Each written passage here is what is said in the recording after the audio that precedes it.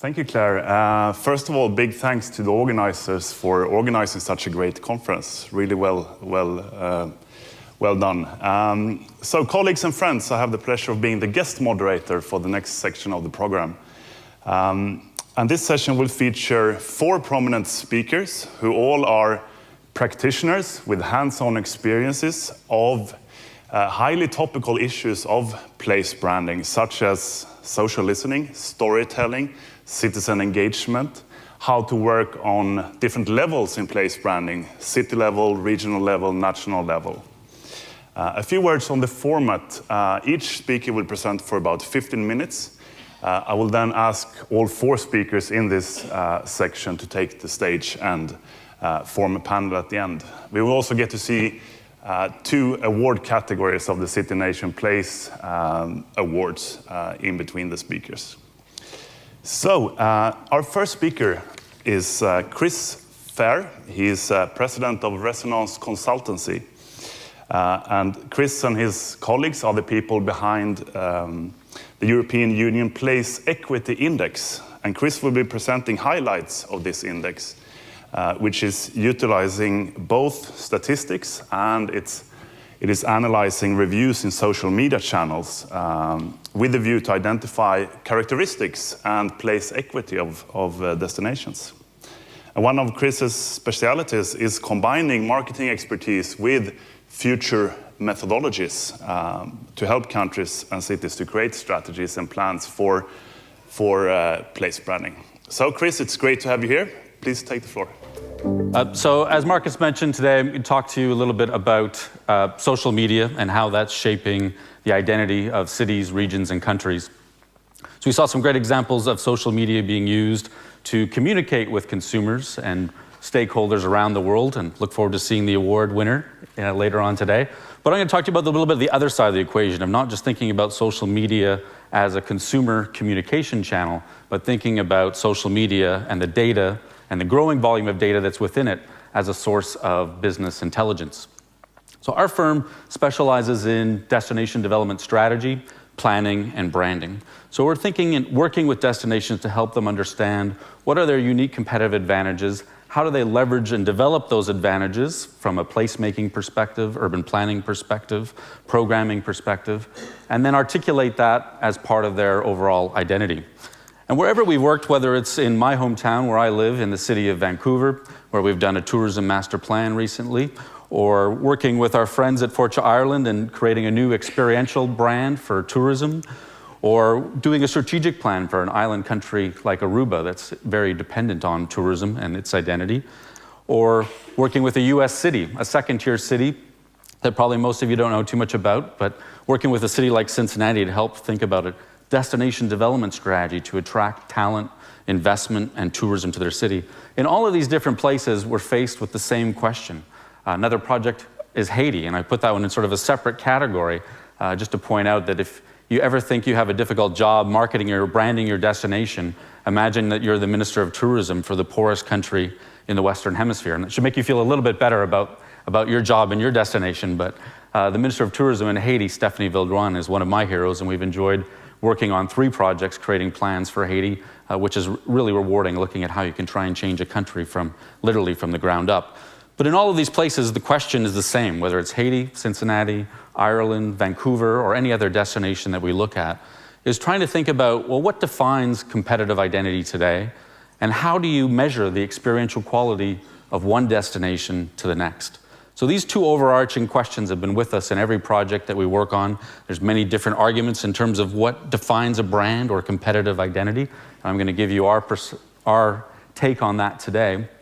But the experiential quality has been one that's really been difficult. Whenever we've gone into, and we talked yesterday in the workshop about stakeholder engagement, consultation, doing visitor surveys, asking residents what they think, community, business leaders, and that's all well and good, but it doesn't ever give us the ability to benchmark and compare, well, what makes Paris really different than London, or Copenhagen different than Oslo?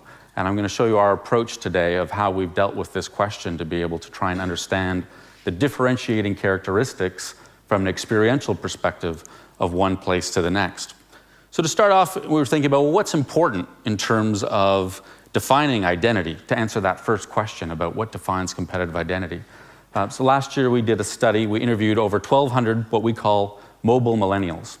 So these were millennials across the US that had traveled in the last 12 months and paid for accommodation. And they were largely educated. They had household income of over $50,000. Half of them were married, a little over half had kids already. So a little bit of a different subset. They represented about 1/3 of the overall millennial population of 18 to 34-year-olds. And we wanted to talk to these people because we felt these are the ones that are most likely to consider moving cities. They're certainly the ones that are most likely to consider travel. So these mobile millennials are the target audience, whether it's from an economic development perspective or a tourism attraction that most of our clients and cities are looking at. And we asked them, what's the most important criteria for you when you consider a place to visit?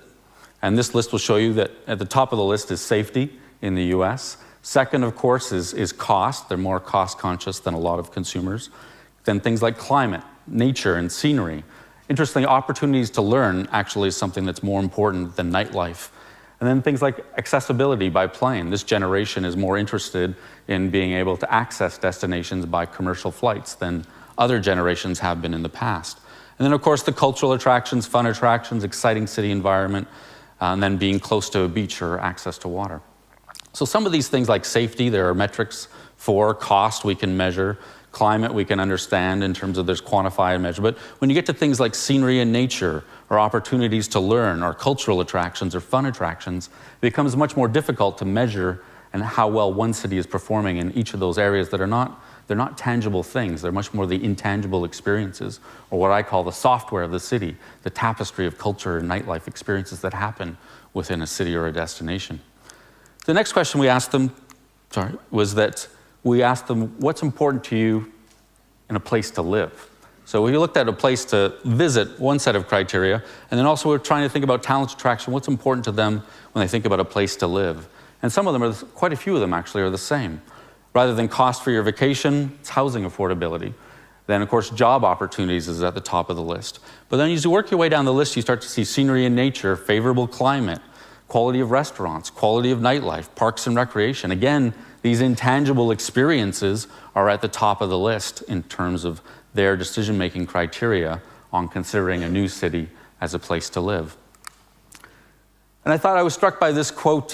Florian from Place Brand Observer did an interview with Philip Kotler, really one of the first authors in our industry in terms of articulating what marketing of places is all about. And this book was over 20 years old now. And he was reflecting and said, really the problem he realized 20 years later is not so much to brand the city, but to make the city into a better city, a cleaner city, a caring city, a city with interesting things to see and do. And I really emphasize the interesting things to see and do because that's exactly what we see in our research. It was, yes, safety, but then also the nightlife, the restaurants, the culture. These interesting things to see and do are what are moving the needle for this millennial generation. So that had us starting to think that really in this branding space, we talk a lot about brand equity from a consumer packaged goods perspective, and I come from a consumer marketing background.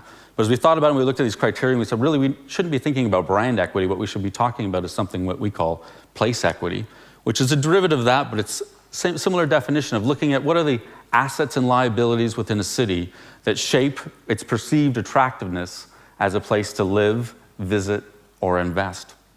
So that was our definition of saying, well, now our next question is, what assets and liabilities matter? So we had the research from the millennials that we just went through, and we said, well, how are we going to measure nightlife? How are we going to measure restaurants? How do we measure fun attractions? How are we going to measure cultural attractions? And that's when we turned to the data that we could find in social media channels.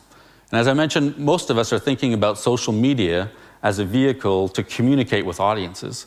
And yes, that's imperative, and it's a fantastic opportunity and a powerful channel, but it's also powerful feedback. There are now over 270 million consumer-generated reviews just in TripAdvisor and Yelp alone for millions of places, experiences around the world. And this volume is growing on a daily basis. So we now see that consumers, we're not only able to communicate with them with social media, but we see increasingly the power of social media as this next generation looks and evaluates places in terms of their nightlife, their restaurants, the interesting things to see and do. They're turning to social media channels looking at ratings and reviews, and the perception and the identity of your city or your destination is increasingly being shaped by these ratings and reviews and the growing volume of data and information within these social media channels. So again, if you remember, just to underline the importance of that, these were our top 10 criteria for a place to visit.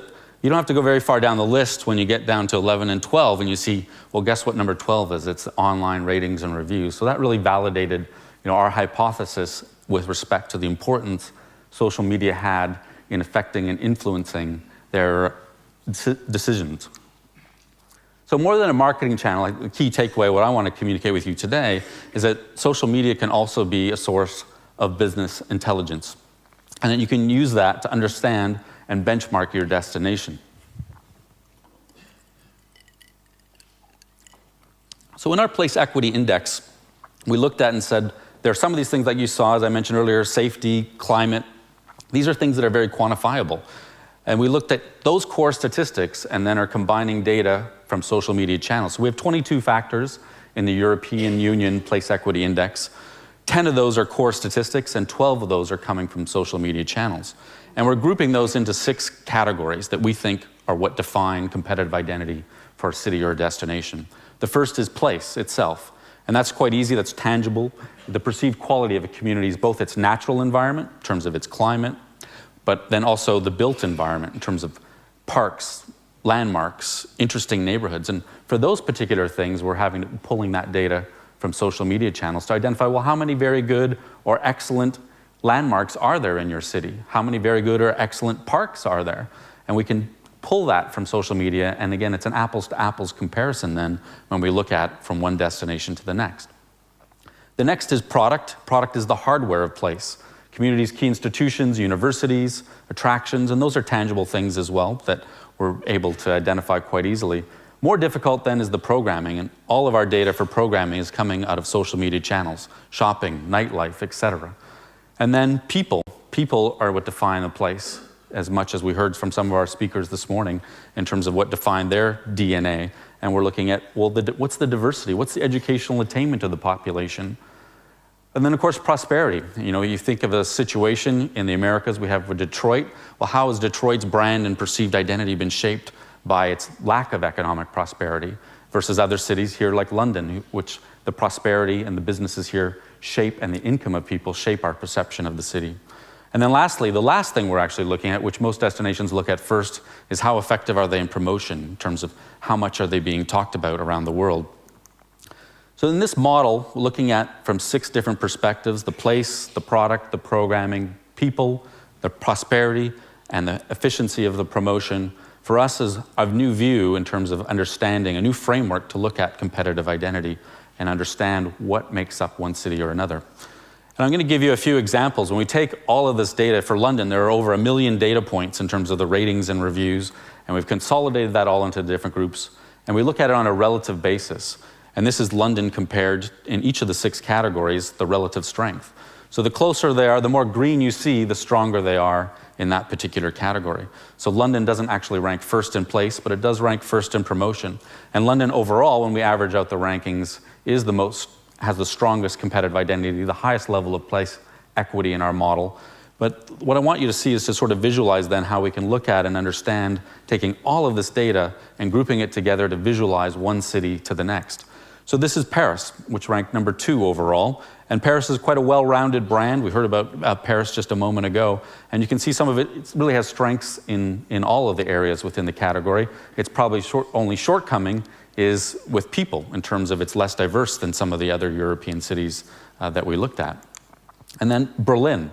So Berlin was also mentioned in terms of, this is actually number 3 in our rankings overall in the Place Equity Report. And what defines Berlin more than anything else is its programming. It's the experiences, as we heard about from our friend from Antwerp this morning, that Berlin was something that he aspired and looked at in terms of, and we see that in our research and our data, that Berlin really outpunches its size in terms of its influence because of the variety and volume of experiences that it offers are quite high, and that really is its competitive advantage. And this is Rome. Again, Rome is probably not where it really lacking is in the promotion. Rome is behind the other cities in terms of the attention it should be commanding relative to its strengths in the other areas. Vienna, similar to Rome in terms of, again, fairly well-rounded brand, but probably not as strong in the promotion side as it could be, considering the quality of its achievements in the other areas. Amsterdam, city very, in our research, really driven in terms of its prosperity and business-oriented, is defining its identity, strong and all well-rounded in most of the areas, but if it stands out for one thing, it's the economic prosperity that happens there relative to other cities in Europe. Prague, another interesting model, and again, you see Prague is actually quite strong in our rankings, but it really lacks in the promotion side in terms of how much the world talks about Prague should be higher relative to its other strengths in terms of its place, product, programming, and people. And I put this one as an interesting example is Zurich in Switzerland, which is in our top 10, but what really defines Zurich are the people in terms of the educational attainment and diversity of the population there and the prosperity that happens there. But when you look at the programming, not as much to do, not as many interesting things. As Philip Kotler said, there are not as many interesting things to do in that city based on our mining of social media data and rankings. So the last kind of closing point is really leave you with this, and please come visit us. We have hard copies. We've looked at 104 cities in the EU and happy to talk about your particular destination or city in more detail. But I'll leave you with this question to think about. What defines your destination's competitive identity? Is it place in terms of parks, recreation, natural and built environment? Is it product in terms of institutions? Is it the programming like Berlin in terms of the software of experiences that happen with your city? Is it the people? Is it the prosperity? Is it your marketing? It's a combination of all of these things, but it's unlikely that your destination or your city excels in all 6 of them. We can't all be a London and we can't all be a Paris. And our message for smaller cities and centers is to focus in on the key areas that you are strong in, leverage those strengths, work on your weaknesses, but understand who you are first before you develop your promotions and branding campaign. If you'd like to download a copy, you can go to resonancereport.com and download an electronic copy, but as I mentioned, we have lots of printed copies that we'd love you to come and take so I don't have to take them back to Vancouver on the plane. Thanks for your time and I look forward to taking questions later on. Thank you.